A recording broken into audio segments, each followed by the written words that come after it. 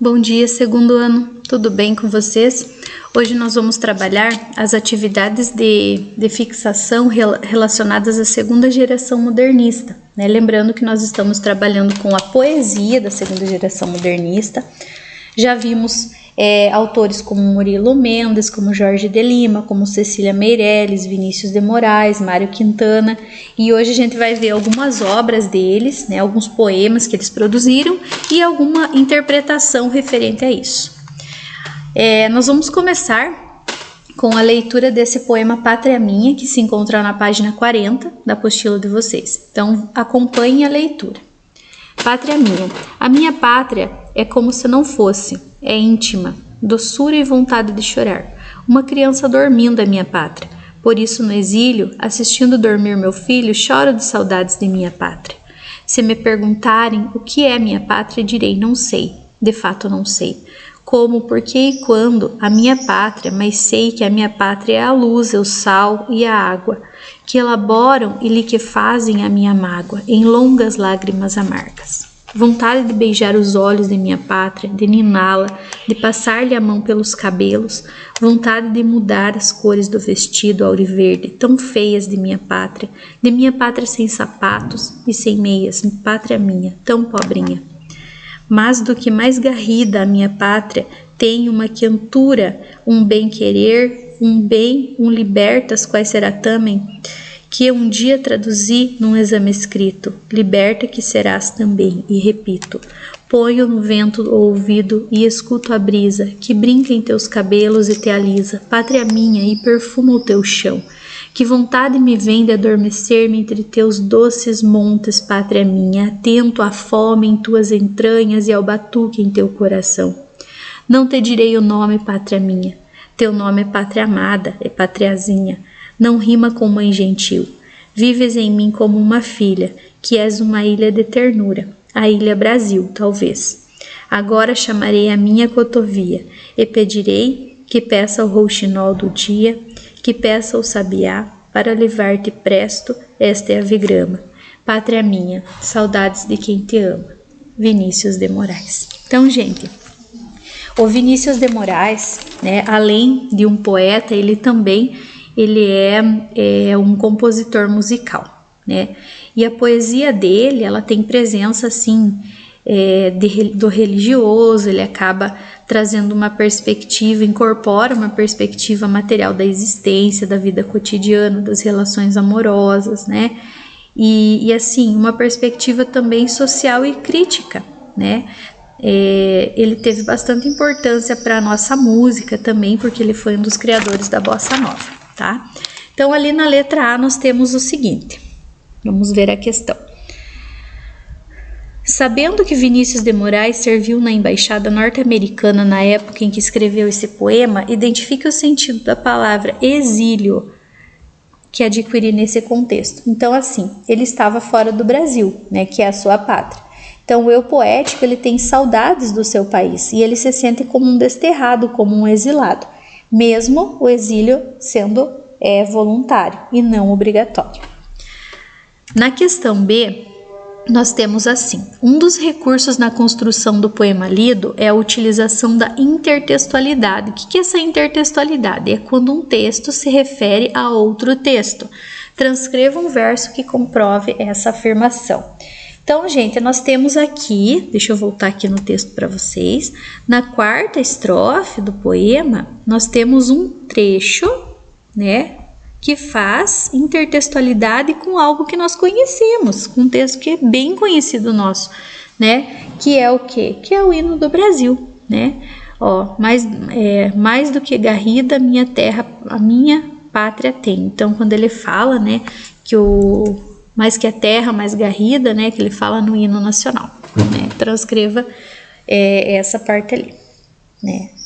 E também na última, nós temos ali, além disso, nós temos libertas quais será também, porque ela também faz referência ao quê? Ela faz referência ao lema da Inconfidência Mineira, né? Nós temos. E também, na última estrofe, existe uma parte da canção do exílio, né? Quando ele cita o sabiá, né, que a gente sabe lá, minha terra tem palmeiras onde cantam os sabiás, aves que aqui gorjeiam, não gorjeiam como lá. Então, nós temos essas 3 referências aí de intertextualidade no trecho. Na C, identifique a estrofe final do poema, né, estrofe final do poema, um neologismo. O que é um neologismo? É uma palavra nova, uma palavra que foi inventada, e aponte uma hipótese para o seu sentido. Então, ó, aqui, qual seria, né, esse neologismo? Seria a palavra avigrama, né? O que seria essa avigrama? O que ela significa? Significa um telegrama enviado por aves. Letra D.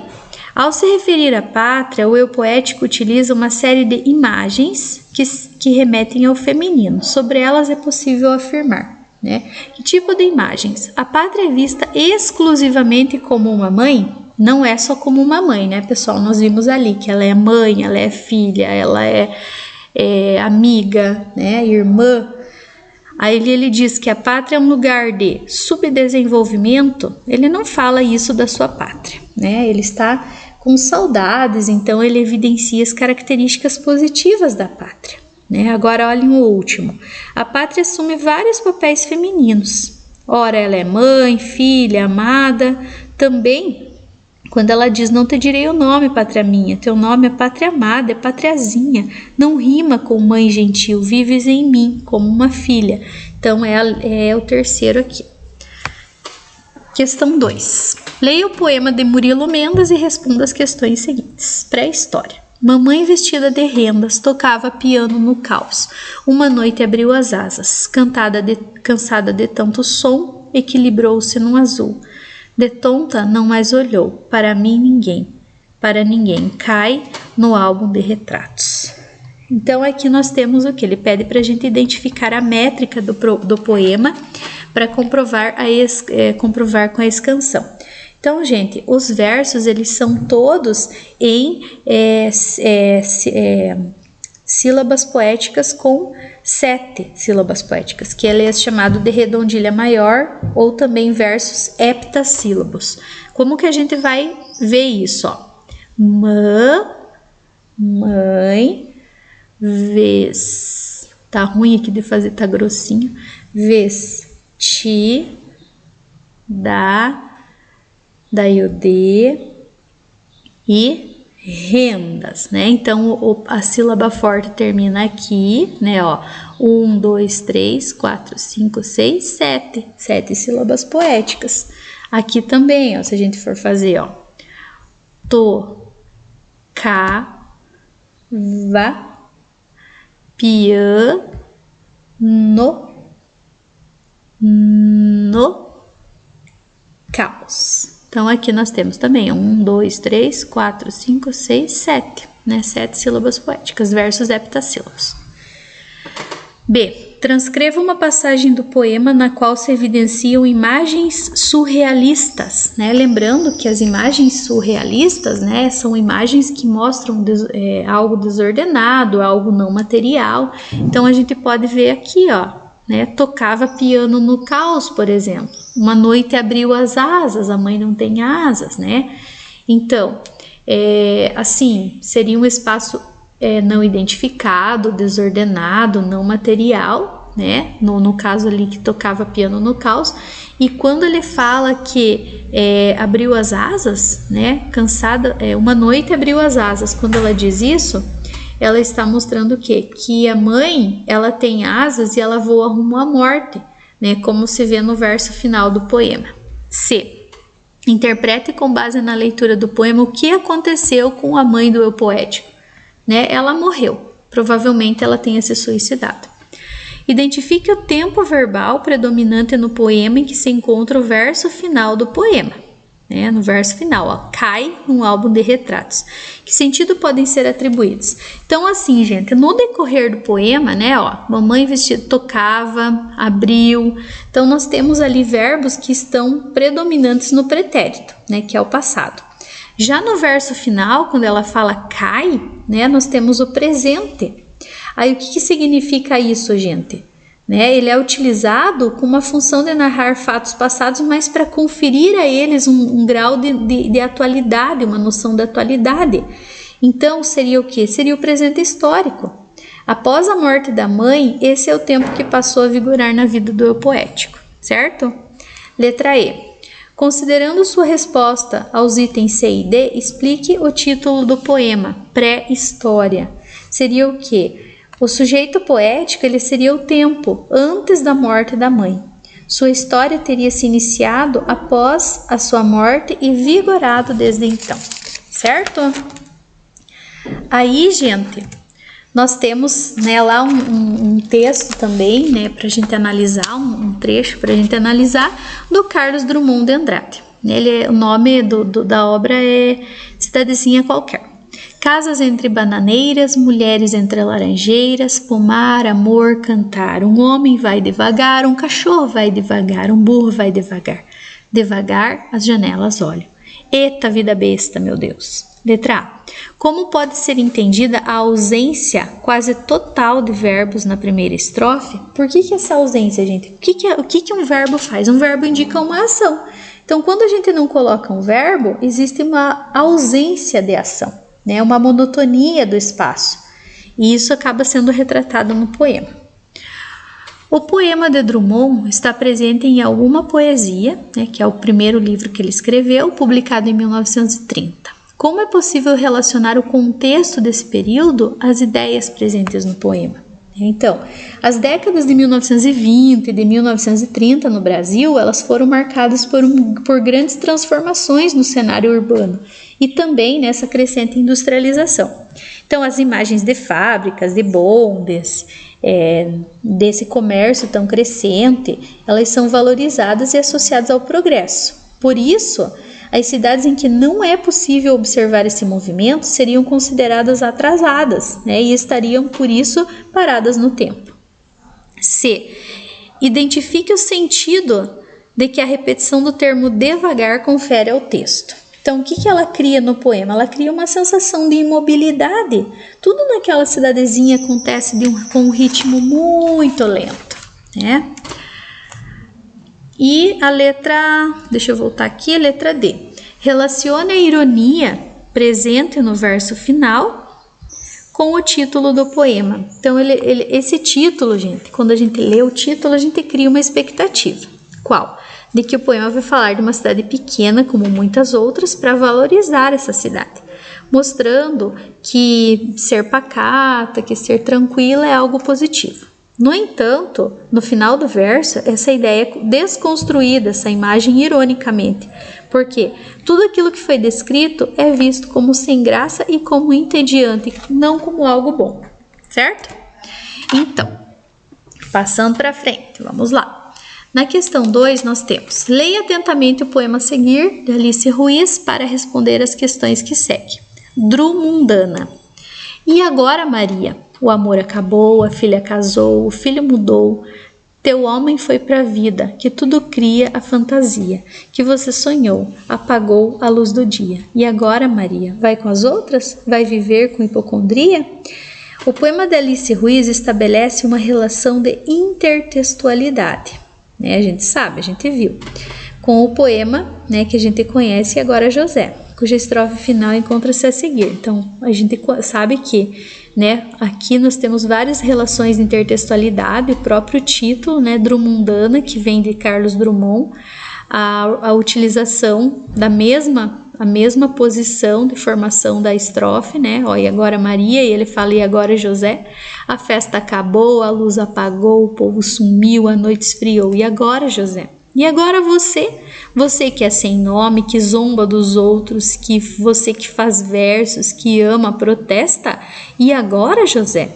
Então, identifique ao menos 2 elementos em cada um dos poemas que permitam dizer que existe intertextualidade.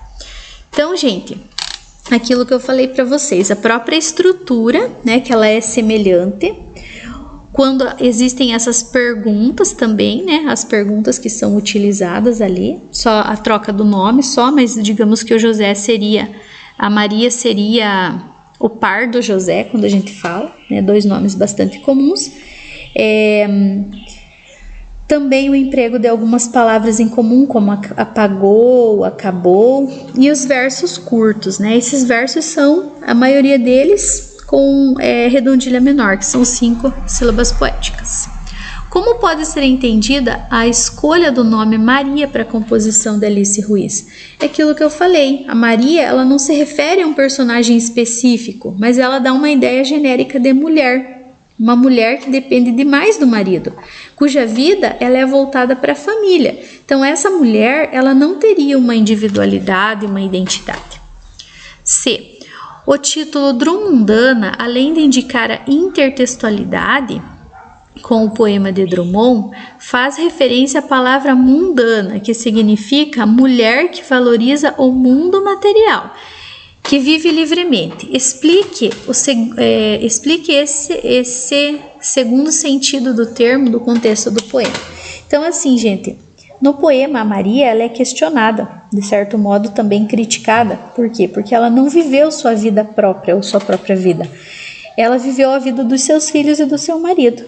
Se ela fosse mais mundana, vamos dizer assim, se ela vivesse mais livremente, ela poderia estar melhor. E ela não teria se tornado, por exemplo, uma hipocondríaca, né? Hipocondríaca é a pessoa que não tem nenhum tipo de doença, mas acha que tem. A estrofe final do poema estabelece um jogo de palavras, né? Um jogo de palavras como uma expressão que utiliza o nome Maria. Que expressão é essa e o que ela significa? Significa, gente, lá a Maria vai com as outras, né? Que a gente já conhece a história da ovelhinha, que elas pulavam todas no precipício, né? E a Maria, ela sempre fazia tudo o que elas, né? O que elas queriam, né? Então, faz referência a isso. É a historinha da Maria vai com as outras. Ou seja, alguém que não tem opinião própria, deixando-se levar pelo pensamento alheio. Relaciona essa expressão à ideia presente no final do poema, de que Maria vai viver com a hipocondria. Isso significa o quê? As mulheres sem opinião própria, sem identidade, elas vivem como tantas outras mulheres, uma vida de doenças imaginárias, né? Possíveis arrependimentos, sem objetivo, sem felicidade, certo? Então, pessoal, ficamos por aqui, né? Logo terminamos a nossa apostila com a segunda aula, que vamos trabalhar com a hora do estudo. Um abraço para todos e até a próxima.